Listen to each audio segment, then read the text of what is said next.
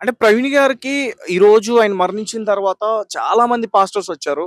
మరి ఇలాంటి ఇబ్బందులు ఉన్నప్పుడు ఒక్క పాస్టర్ కూడా ఆయన దగ్గరికి ఆ! రాలేదా? ఈరోజు చాలా మంది యంగ్ పాస్టర్స్ కూడా అదే గిల్టీ ఫీల్ అవుతున్నారు. హ్మ్. ఎందుకంటే ఆయన బ్రతుకున్నప్పుడు గాని, ఆయన చెప్పిన అంశాల మీద గాని, ఆయన పోస్ట్‌లకు గాని ఎవరు స్పందించలేదు. హ్మ్. డైరెక్ట్‌గా పోస్ట్‌లో కూడా ఆయన చెప్పారు కదా! నన్ను చంపేందుకు ప్రయత్నిస్తారు. నా ఫ్యామిలీని కూడా అవును. బెదిరిస్తున్నారు అని. ఒక థ్రెడ్ కాల్‌లో ఎవరో తల తీసేస్తారంటే అది కూడా పోస్ట్ పెట్టారాయన. హ్మ్. బహిరంగంగా ఫేస్‌బుక్‌లో ఆయన వాళ్ళు పోస్ట్ పెట్టారు. నా తల తీసేస్తారంట తమ్ముళ్ళు హ్మ్. చూసుకోండి.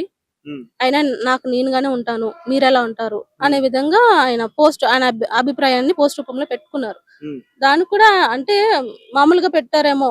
అంటే అంత క్యాజువల్‌గా తీసుకున్నారు. హ్మ్. ఇప్పుడైతే చాలా మంది బాధపడుతున్నారు పాస్టర్స్ నిజంగానే మీరు చెప్తున్నట్టు. కానీ ఆ రోజు ఆయన పోస్ట్ పెట్టినప్పుడు ఎవరు కూడా రెస్పాండ్ కాలే. ఒక ము ఈవెన్ అంటే సోషల్ మీడియాలో రెస్పాండ్ అవ్వడానికి వెనకాడొచ్చు. ఈవెన్ ప్రవీణ్ పగడాల్ అంటే చాలా మంది క్లోజ్. అవును. ఈవెన్ మీ కనీసం మీ కాల్ కూడా చేయలే ఎవరు. మీరడిగిన ఫోను నంబర్ ఇస్తారాయన. అవును. హ్మ్. ఒకసారి అన్న నేను so and so me number కావాలంటే యెస్. నంబర్ ఇస్తారు. యెస్. అలాంటిది నేను ఇంటర్వ్యూ చేయడానికి కూడా అతను ఫాలో అప్ చేశా. మీటింగ్స్ ఉన్నాయి నాకు అని చెప్పేసి ఆయన అన్నారు. యాహ్! హ్మ్. సో, అలాంటిది ప్రవీణ్ పగడాల్ గారి నంబర్ అందరి దగ్గర ఉంటది. ఈవెన్ ఒక్క ఫోను కాల్ రాలేదు నాకు. ఎందుకు ఈ విధమైన పోస్ట్ పెట్టావన్నా? ఏమైతుంది? ఏం జరుగుతుంది? హ్మ్. ఎవరు చేస్తున్నారు నీకు థ్రెట్ కాల్స్? అని ఎవరు పలకరించిన వాళ్ళు లేరు. ఆ విషయంలో ఆయన చాలా బాధపడ్డారు. ఎప్పుడెళ్లారు ఆయన? ఎలా వెళ్లారు అసలు హైదరాబాద్ నుంచి? Monday morning.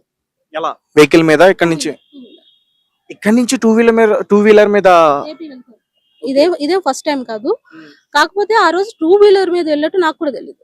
ఓకే.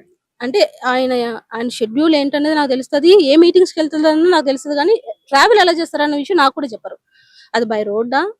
ప్లేన్‌లో వెళ్తారా? ట్రైన్‌లో వెళ్తారా? అన్న విషయం నాకు కూడా చెప్పరు. ఎందుకంటే అంత కాన్ఫిడెన్షియల్‌గా ఉంటారాయన. రైట్. అయితే కేస్ పెట్టడానికి వాళ్ళ మిసెస్ గాని, వాళ్ళ ఫ్యామిలీ మెంబర్స్ గాని చాలా భయపడ్డారు అంటూ కూడా భయమేం లేదు. హ్మ్. యాక్చువల్లీ ఇలాంటి ఒక రోజొస్తదని ప్రవీణ్ పగడాల్ గారు వాళ్ళ వైఫ్‌నైనా, వాళ్ళ కుటుంబస్తులైనా ముందుగానే ప్రిపేర్ చేసేసారు. ముందే చెప్పారా? మెంటల్‌గా ప్రిపేర్ చేశారు. ఇలాంటి ఒక రోజొచ్చినా మీరిలా ఉండాలి. ఇంత బోల్డ్‌గా ఉండాలి. హ్మ్. అనే ఒక రీతిలో వాళ్ళ మైండ్ సెట్‌ని ప్రిపేర్ చేసేసారు. హ్మ్. సో, ఈ రోజున వదిన ఇంత ధైర్యంగా ఉండడానికి కారణం అదే. హ్మ్. మేమనుకుంటున్న మటుకు. ఎందుకంటే అంటే ఇది మనకి రెగ్యులర్‌గా మాట్లాడుకునే విషయం ఏంటంటే దేవుడే చూసుకుంటాడులే. హ్మ్. దేవుడే శిక్షిస్తాడులే. హ్మ్. ఇది సామాన్యమైన మాటే గావచ్చు గానీ, హ్మ్. అలా ఉండడానికి ప్రాక్టికల్‌గా ఉండడానికి చాలా గట్స్ ఉండాలి. ఈరోజు హ్మ్. వదిన చేస్తుందదే.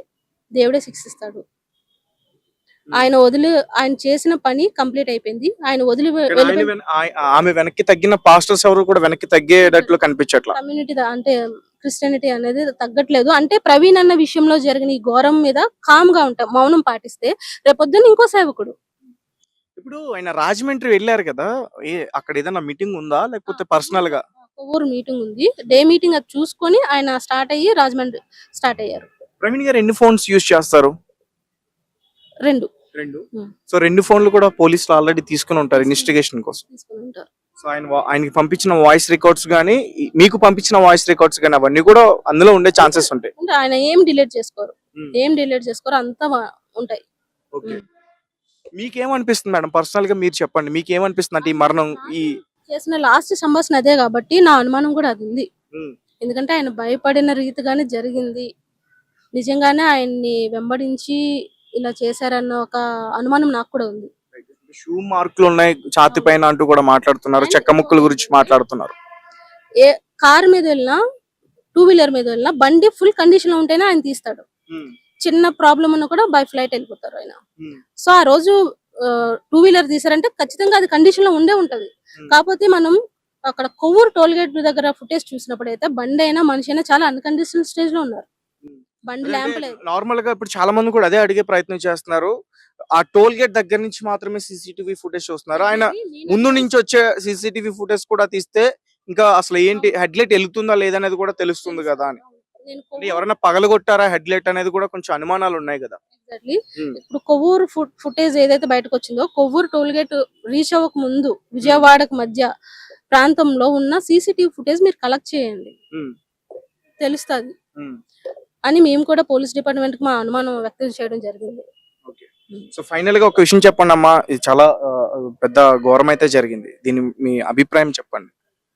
అభిప్రాయం ఏమన్నా అంటే రోడ్ యాక్సిడెంట్ అంటే ఓకే. దేవుడు అన్నతో మాకు ఇంతవరకే రాసిపెట్టాడు అని సరిపెట్టుకుంటాం. కాదు కూడదు ఇది నిజంగా మతోన్మాదులు చేసిన చర్య అనుకోండి. నిజంగా పర్యవసనాలు క్రైస్తవుల్లో చాలా విప్లవం వస్తది. ఇప్పటికైనా క్రైస్తవులు మేల్కోవాలా, వాళ్ళలో ఒక యూనిటీ రావాలని చెప్పేసి లాస్ట్ గా ఆయన కోరుకున్నది అదే. ఆయన మరణంతో పాటు ఆయన మరణించిన తర్వాత క్రిస్టియానిటీలో యూనిటీ అనేది రావాలి. ఎందుకంటే క్రిస్టియానిటీ అంటే ప్రేయర్ చేయాలి, ప్రేమించాలి, క్షమించాలి. ఎట్ ద సేమ్ టైం ఇలాంటివి జరిగినప్పుడు యూనిటీగా పోరాడాలి.